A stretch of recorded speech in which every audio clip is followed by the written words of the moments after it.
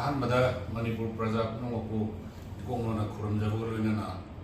ꯍꯟꯗꯛꯀꯤ ꯊꯧꯗꯣꯛꯁꯤꯗ ꯊꯋꯥꯏꯅ ꯄꯣꯟꯊꯥ ꯑꯣꯏꯈ꯭ꯔꯕ ꯑꯩꯈꯣꯏꯒꯤ ꯄ꯭ꯔꯖꯥ ꯄꯨꯝꯅꯃꯛꯀꯤ ꯃꯐꯝꯗ ꯏꯆꯤꯜ ꯏꯅꯥꯎꯁꯤꯡꯒꯤ ꯃꯐꯝꯗ ꯑꯩꯈꯣꯏ ꯁ꯭ꯔꯙꯥꯟꯖꯂꯤ ꯀꯠꯆꯔꯤ ꯑꯗꯨꯒ ꯑꯋꯥꯕ ꯇꯥꯔꯕ ꯏꯃꯥ ꯏꯆꯥ ꯄ꯭ꯔꯖꯥ ꯄꯨꯝꯅꯃꯛꯀꯤ ꯑꯋꯥꯕꯗꯁꯨ ꯁꯔꯨꯛ ꯌꯥꯖꯔꯤ꯫ ꯑꯩꯈꯣꯏ ꯃꯦꯒꯤ ꯇꯥꯡ 3ꯗꯒꯤ ꯊꯧꯗꯣꯛꯁꯦ ꯊꯣꯛꯈ꯭ꯔꯕ ꯃꯇꯨꯡꯗ MLAꯁꯤꯡꯁꯦ ꯌꯥꯝꯅ ꯀꯟꯀ꯭ꯔꯤꯠ ꯑꯣꯏꯕ ꯑꯩꯈꯣꯏ ꯄꯨꯜꯂꯒ ꯃꯤꯇꯤꯡ ꯑꯃꯠꯇ ꯀꯧꯔꯛꯑꯗꯤ ꯍꯥꯏꯗꯅ ꯉꯥꯏꯔꯒ ꯂꯩꯕ ꯇꯥꯟꯖꯥꯗꯨꯗ ꯑꯩꯈꯣꯏ ꯍꯟꯗꯛꯀꯤ ꯖꯨꯟꯒꯤ ꯇꯥꯡ 7ꯗ ꯑꯣꯅꯔꯦꯕꯜ MLAꯁꯤꯡꯅ ꯑꯩꯈꯣꯏꯗ ꯂꯩꯕꯥꯛꯀꯤ ꯁꯤꯆꯨꯋꯦꯁꯟꯁꯦ ꯈꯟꯅꯁꯤ ꯍꯥꯏꯗꯅ ꯑꯩꯈꯣꯏ ꯁ꯭ꯄꯤꯀꯔꯒꯤ ꯆꯦꯝꯕꯔꯗ ꯀꯧꯔꯛꯈꯤ꯫ ꯑꯩꯈꯣꯏ ꯏꯁꯥꯃꯛ ꯑꯦꯇꯦꯟ ꯇꯧꯏ꯫ ꯑꯗꯣ ꯑꯦꯖꯦꯟꯗꯥꯁꯦ ꯀꯔꯤꯅꯣꯅ ꯍꯪꯕ ꯀꯥꯟꯗ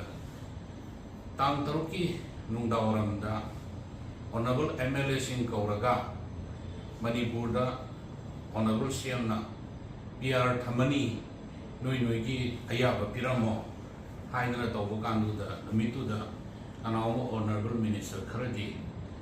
ꯔꯤꯖꯥꯏꯟ ꯇꯧꯔꯒꯦ ꯍꯥꯏꯅ ꯑꯌꯥꯕ ꯄꯤꯊꯣꯛꯑꯝꯃꯤ꯫ ꯑꯗꯨꯒ MLA ꯃꯤꯅꯤꯁꯇꯔ ꯈꯔ ꯑꯃꯅ ꯃꯗꯨ ꯌꯥꯔꯣꯏ ꯍꯥꯏꯅ ꯊꯣꯛꯂꯛꯈꯤꯕꯒꯤ ꯑꯦꯖꯦꯟꯗꯥ ꯑꯣꯏꯅ ꯇꯧꯈꯤ꯫ ꯃꯇꯝꯗꯨꯗ ꯑꯩ ꯏꯁꯥꯅ ꯍꯥꯏ, ꯂꯩꯕꯥꯛꯀꯤ ꯁꯨꯛ ꯂꯨꯔꯕ ꯃꯇꯝꯗ ꯀꯔꯤꯒꯤ PR ꯊꯝꯗꯣꯏꯅꯣ? ꯀꯩꯗꯧꯕꯒꯤ ꯑꯗꯨꯒꯤ ꯋꯥꯐꯝꯗꯨ ꯆꯠꯅꯕ ꯌꯥꯕ꯭ꯔꯥ? ꯅꯣꯏ ꯂꯩꯕꯥꯛ ꯉꯥꯛꯏꯕ ꯅꯣꯏꯅ ꯀꯅꯥꯒꯨꯝꯕꯅ ꯃꯗꯨꯗ ꯑꯣꯅꯔꯦꯕꯜ CMꯅ ꯑꯌꯥꯕ ꯄꯤꯊꯣꯛꯑꯦ ꯍꯥꯏꯕꯁꯦ ꯍꯥꯏꯕ ꯌꯥꯕ꯭ꯔꯥ? ꯗꯥꯏꯇ ꯂꯩꯇꯕ ꯋꯥ ꯉꯥꯡꯉꯤꯕ ꯀꯔꯤꯅꯣ ꯍꯥꯏꯅ ꯑꯩꯁꯦ ꯁꯦꯅꯤꯌꯔ ꯃꯦꯝꯕꯔ ꯑꯃ ꯑꯣꯏꯅ ꯑꯩ ꯃꯌꯥꯝꯗ ꯊꯝꯃꯤ꯫ ꯑꯗꯨ ꯈꯟꯅꯔꯕ ꯃꯇꯨꯡꯗ PR ꯊꯝꯕ ꯌꯥꯔꯣꯏ ꯍꯥꯏꯕ ꯋꯥꯔꯦꯞꯁꯦ ꯑꯩꯈꯣꯏ ꯑꯣꯜꯔꯦꯗꯤ ꯂꯧꯈ꯭ꯔꯕꯅꯤ ꯑꯩꯈꯣꯏ ꯃꯌꯥꯝꯅ꯫ ꯑꯗꯨꯒ ꯇꯥꯡ 9 ꯐꯥꯎꯕꯗ ꯈꯟꯅꯔꯒ ꯑꯩꯈꯣꯏ ꯗꯦꯜꯂꯤꯗ ꯆꯠꯁꯤ, ꯑꯩꯈꯣই ꯅꯨꯃꯤꯠꯁꯤ ꯊꯥ ꯍꯦꯜꯂꯛꯈ꯭ꯔꯕꯅꯤꯅ ꯑꯩꯈꯣꯏ ꯁꯦꯟꯇꯔꯒꯤ ꯂꯤꯗꯔꯗ ꯄ꯭ꯔꯦꯁꯔ ꯇꯧꯁꯤ ꯍꯥꯏꯗꯅ ꯇꯧꯅꯔꯕ ꯃꯇꯨꯡꯗ ꯉꯁꯥꯏꯒꯤ ꯑꯊꯤꯡꯕ ꯌꯥꯎꯏ ꯍꯥꯏ꯫ ꯀꯅꯥꯅ ꯊꯤꯡꯉꯤꯅꯣ? ꯆꯠꯄ ꯌꯥꯅꯤ ꯌꯥꯔꯣꯏ ꯑꯗꯨ ꯇꯧꯏ ꯇꯧꯗꯦꯅ ꯃꯌꯥꯝ ꯑꯃ ꯇꯥꯔꯦ꯫ ꯑꯗꯒꯤ ꯂꯥꯏꯛ ꯃꯥꯏꯟꯗꯦड ꯒ꯭ꯔꯨꯞ ꯈꯔ ꯂꯩꯕꯥꯛꯀꯤ ꯄ꯭ꯔꯖꯥꯁꯤꯡꯅ ꯁꯤ ꯌꯧꯅ ꯋꯥꯔꯕ ꯃꯇꯝꯗ ꯑꯩꯈꯣꯏꯅ ꯁꯤꯗ ꯂꯩꯊꯣꯛꯄꯁꯤꯅ ꯌꯥꯔꯔꯣꯏ, ꯑꯗꯩ ꯄ꯭ꯔꯣꯕ꯭ꯂꯦꯝꯁꯤ ꯁꯣꯜꯕ ꯇꯧꯗꯕ ꯌꯥꯗꯦ꯫ ꯑꯗꯨꯅ ꯑꯩꯈꯣꯏ BJP ꯁꯔꯀꯥꯔꯒꯤꯁꯨ ꯂꯤꯗꯔ ꯂꯩꯔꯤꯕꯅꯤꯅ ꯑꯩꯈꯣꯏ ꯃꯅꯤꯄꯨꯔꯗꯁꯨ BJP ꯂꯩꯕꯅꯤꯅ ꯆꯠꯁꯤ ꯍꯥꯏꯗꯅ ꯂꯥꯛꯑꯒ ꯉꯁꯥꯏꯗ ꯍꯥꯏꯕꯤꯈ꯭ꯔꯦ, ꯇꯥꯡ 15ꯗ 14ꯗ ꯂꯥꯛꯑꯦ, ꯑꯗꯨꯒ 15ꯗ ꯑꯦꯄꯣꯏꯟꯃꯦꯟ ꯁꯤꯠ ꯇꯧꯔꯦ, 16ꯗ ꯃꯗꯨꯒꯤ ꯑꯦꯛꯅꯣꯂꯦꯖꯃꯦꯟꯗꯣ ꯄꯤꯔꯛꯈ꯭ꯔꯦ꯫ ꯑꯗꯨꯕꯨ ꯒ꯭ꯔꯨꯞ 3-4 PM ꯎꯅꯒꯦ ꯍꯥꯏꯕꯗꯨꯅ ꯃꯔꯝ ꯑꯣꯏꯗꯅ ꯀꯅꯥꯕꯨ ꯎꯅꯒꯗꯒꯦ? ꯑꯃ ꯎꯅꯔꯦ ꯐꯖꯗ꯭ꯔꯦ, ꯃꯇꯝꯁꯨ ꯆꯤꯟꯖꯤꯜꯂꯦ ꯍꯥꯏꯗꯅ ꯄ꯭ꯔꯥꯏꯝ ꯃꯤꯅꯤꯁꯇꯔꯁꯤ ꯑꯃꯦꯔꯤꯀꯥꯒꯤ ꯈꯣꯡꯆꯠ ꯇꯥꯡ 10ꯒꯤ ꯅꯨꯡꯗꯥꯡꯗ ꯆꯠꯈꯤꯒꯗꯕꯅꯤꯅ 19ꯁꯤꯗ ꯑꯩꯈꯣꯏꯅ ꯍꯥꯟꯅ ꯗ꯭ꯔꯥꯐ ꯇꯧꯖꯔꯒ ꯂꯩꯕ ꯃꯦꯃꯣꯔꯦꯟꯗꯝꯁꯤ ꯃꯅꯤꯄꯨꯔꯒꯤ ꯏꯁꯨꯁꯨ ꯍꯥꯏꯐꯦꯠ ꯈꯟꯅꯒꯅꯤꯅ ꯑꯩꯈꯣꯏꯅ ꯇꯥꯏ꯫ ꯑꯗꯨ ꯑꯣꯏꯔꯗꯤ ꯁꯕꯃꯤꯠ ꯇꯧꯍꯧꯁꯦꯅ ꯄꯨꯡ 11:40ꯗ ꯁꯕꯃꯤꯠ ꯇꯧꯕꯅꯤ꯫ ꯑꯗꯨ ꯍꯧꯖꯤꯛ ꯇꯧꯔꯦ꯫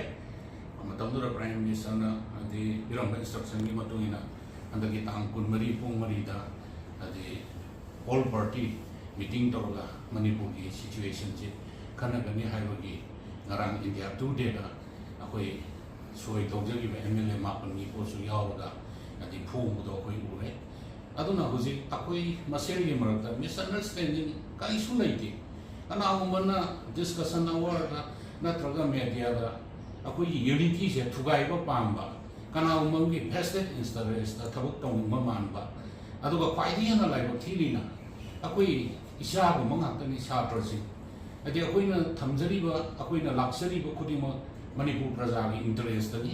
ꯃꯣꯏꯅ ꯄ꯭ꯔꯦꯁꯔ ꯄꯤꯕꯒꯤ ꯃꯇꯨꯡ ꯏꯟꯅ ꯂꯥꯛꯄꯅꯤ, ꯑꯩꯈꯣꯏ ꯕꯦꯁ ꯂꯦꯚꯦꯜꯗ ꯍꯣꯠꯅꯕꯅꯤ꯫ ꯑꯗꯨꯗ PR ꯑꯩꯈꯣꯏꯅ ꯄꯨꯔꯛꯄꯗꯤ ꯌꯥꯔꯣꯏ ꯀꯥꯏꯅ ꯍꯥꯏꯕꯁꯤ ꯑꯩꯈꯣꯏꯗꯤ ꯌꯥꯝ ꯇꯥꯏꯑꯣꯟꯅꯈ꯭ꯔꯦꯕ꯫ ꯀꯃꯥꯏꯅ MLAs ꯑꯩꯈꯣꯏꯅ ꯃꯅꯤꯄꯨꯔꯗ PR ꯊꯝꯕ ꯄꯥꯝꯗꯣꯏꯅꯣ? ꯑꯩꯈꯣꯏꯅ ꯏꯔꯤꯕ ꯄꯣꯠꯁꯤꯗꯁꯨ PRꯒꯤ ꯋꯥꯐꯝ ꯑꯃꯠꯇ ꯌꯥꯎꯗꯦꯕ꯫ ꯉꯁꯥꯏ ꯑꯣꯅꯔꯦꯕꯜ MLA ꯔꯥꯙꯦ ꯁ꯭ꯌꯥꯝꯅꯁꯨ ꯐꯣꯡꯗꯣꯛꯈ꯭ꯔꯦ, ꯑꯩꯈꯣꯏꯒꯤ ꯊꯃꯣꯏ ꯁꯦꯡꯅ ꯃꯅꯤꯄꯨꯔꯗ ꯁꯥꯟꯇꯤ ꯄꯣꯔꯛꯅꯕ, ꯀꯥꯡꯂꯨꯞ ꯃꯁꯦꯜ ꯍꯥꯟꯅ ꯁꯨꯅꯕ ꯊꯣꯛꯇꯅꯕ, ꯅꯨꯡꯁꯤ ꯆꯥꯟꯅꯅ ꯂꯩꯃꯤꯟꯅꯅꯕꯒꯤꯗꯃꯛꯇ ꯑꯩꯈꯣꯏ ꯊꯝꯖꯕꯅꯤ꯫ ꯏꯚꯟ BJPꯒꯤ ꯂꯤꯗꯔꯁꯤꯡ ꯎꯅꯕ ꯀꯥꯟꯗ ꯏꯚꯟ BL ꯁꯟꯇꯣꯁꯇꯁꯨ ꯑꯩ ꯊꯃꯣꯏ ꯁꯦꯡꯅ ꯍꯥꯏꯕꯅꯤ, ꯑꯩꯈꯣꯏ ꯄ꯭ꯔꯥꯏꯝ ꯃꯤꯅꯤꯁꯇꯔ ꯎꯅꯅꯕ ꯁꯤꯟꯕꯤꯌꯨ, ꯄ꯭ꯔꯥꯏꯝ ꯃꯤꯅꯤꯁꯇꯔ ꯎꯅꯔꯒ ꯑꯩꯈꯣꯏꯒꯤ ꯄꯨꯛꯅꯤꯡꯒꯤ ꯑꯣꯏꯕ ꯄꯥꯎꯗꯝ ꯊꯝꯖꯒꯦ꯫ ꯑꯁꯥ ꯔꯥꯏꯐꯜꯒꯤ ꯃꯃꯥꯡꯗ ꯅꯣꯡꯃꯩ ꯀꯥꯞꯍꯟꯕ, ꯌꯨꯝ ꯃꯩ ꯊꯥꯍꯟꯕ, ꯑꯗꯨꯒ ꯁꯨꯒꯤ ꯈꯨꯗꯣꯡꯆꯥꯕ ꯂꯧꯔꯒ ꯆꯤꯡꯈꯣꯛꯀꯤ ꯗꯤꯐꯦꯟꯁ ꯐꯣꯔꯁꯅ ꯑꯩꯈꯣꯏ ꯃꯩꯇꯩ ꯍꯥꯠꯂꯤꯉꯩꯗꯤ ꯃꯅꯤꯄꯨꯔꯗ ꯁꯥꯟꯇꯤ ꯄꯨꯔꯛꯄ ꯉꯝꯃꯣꯏ꯫ ꯑꯗꯨꯅ ꯃꯁꯤ ꯂꯦꯞꯍꯟꯒꯗꯕꯅꯤ ꯍꯥꯏꯕ ꯑꯀꯟꯕ ꯋꯥꯐꯝ ꯐꯥꯎꯕ ꯊꯝꯃꯒ ꯄꯥꯔꯇꯤꯒꯤ amagi loinamꯛ kauthoga Manipur prajagi interest nangzariba honazariba akoibu Manipur thugainaba sinba Bihar poroknaba oina adi honaba oina uhanba kanagi thawinchino adugo phajana pabiyo ngasi mak akoi loinamꯛ media da focus tawani yai akoi any dandi bibibe adugo seran turan uhalaga akoibu andi Manipur prajada misguide tawra lan uhana de akoi yabu ngamjaroi aduna akoi hojik su leiri akoi moi amani sanagaraga su prime minister tang kunri da su hongida all party meeting tawrani adugo prime minister la matungda moina lokat pa state to yengaga akoi Manipur da adu mahalakani aduna lan marang season man ba thong sing sidi laiba ki lurba matamda kanangba organization wero CSO wero satri organization wero marang sada bu de ko ya so ngam moi yang kumna nei na biyo pa biyo memorandum sta kari lan me yaw na intellectual sing ki asoi bu do thillaga noi ngai wa je sine na hai biyo yai sida Manipur puji mi samri matada sire mi chohumi matada adi shoe adagi mi lising yang kai matada senare yum lising mani manga the Manipur su law and order se phari na hai gadra ba koina Manipur law and order yang phari Prime Minister Manipur law and order yang phari Prime Minister unasa ki hai ba akoina hai gadra prajagi thajaba mangi ba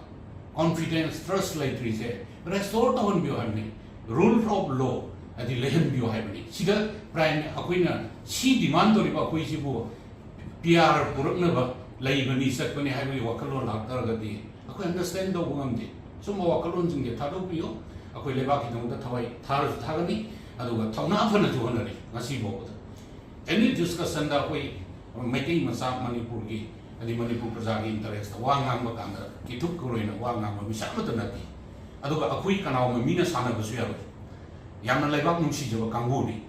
akoi kanaw mamta akoi yang kui se social media da fe account hangpo photo ka akoi bulana bohona ba media da koi buseran turan guide tongna no hona ba yaroi Manipur people amdamni kanana sumba tori kanana aran ma tori kanana oida bangangi Manipur ki prajana lessons no aduga akoi no oida pada banganga aran ma thabak dorgade akoi any dandi pi da akoi harauna ya jagani aduna punam amona kromdari punam ko thag sari aduga Manipur ing mata pasanti level amna ishona amu hana por or smart wo from the thamdarga ai amuka hana kromdari thank you